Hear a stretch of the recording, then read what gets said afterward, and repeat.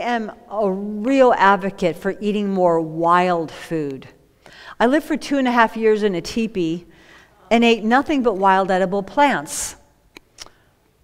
It's not where my parents wanted me to live, but it was that got to get back to the land, and everyone was buying, communes and everything. And for 2.5 years, we never went to the store. We found acorns and elderberries and black walnuts, and it was an amazing time.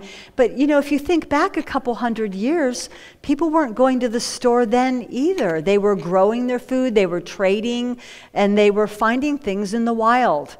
And there's something about the wild plants. They are hardy and they are survivors. And we've been talking a lot about, at the Truth About Health conference, about how polluted our planet is and how dangerous it is, the waters and chemtrails and chemicals that are getting into the air we breathe and the water we drink. And I really feel that eating more wild food is one of the best ways that we can acclimate to this perilous planet, because the wild plants survive adversity. Nobody watered them, nobody fertilized them. They even survived despite adversity. A plant that can grow through the cracks in the sidewalks is often good for helping to break up kidney stones or gallstones. Herbs like marshmallow root or gravel root, for example. So dandelion, I feel like I want to be a champion for the dandelion, because it's said that the average American recognizes over 1,000 logos and the products they're associated with. So people see, oh, Jack in the Box, oh, what that, yeah, the golden arches, and they know what all those things mean, even children. And yet they recognize less than 5 plants in their area. And one of the plants they recognize, not you all, but many people say, oh, dandelions, got those in the yard, got to do something, got to get some ramrod or something and do those in. And we are polluting our planet. Dandelions are not the enemy. They are one of the top 5 most nutritious vegetables. Dandelion leaves you can eat in the spring.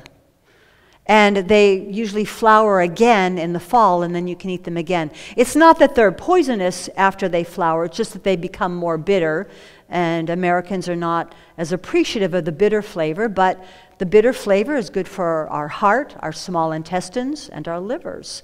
So just like we want to eat a wide variety of colors, we also want to eat a wide variety of flavors.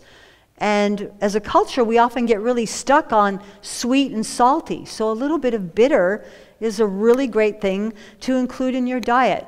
My friend Herbal Ed says, eating a little bit of bitter makes everything in your body that's supposed to squirt, squirt, like pancreatic juices and hydrochloric acid.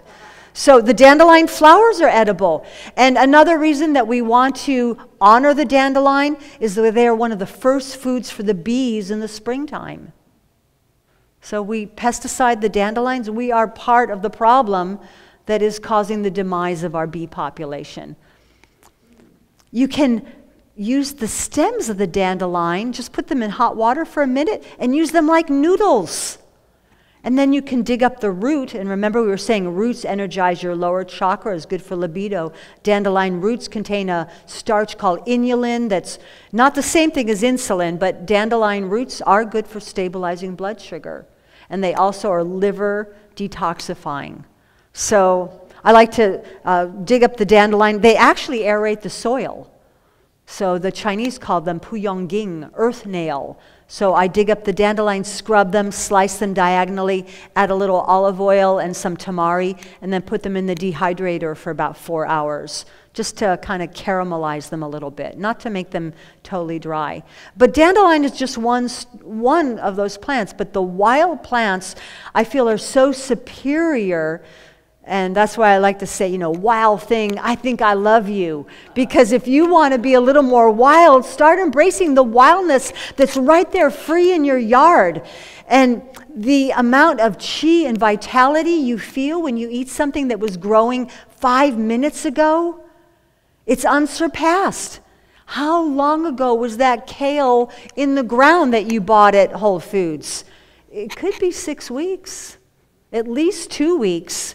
And I'm not saying that I don't eat kale. I love kale. But the amount of vitality from something so fresh that it was just growing. One of the wild things that we do almost every day is stinging nettle juice. So it doesn't sting you to drink the juice.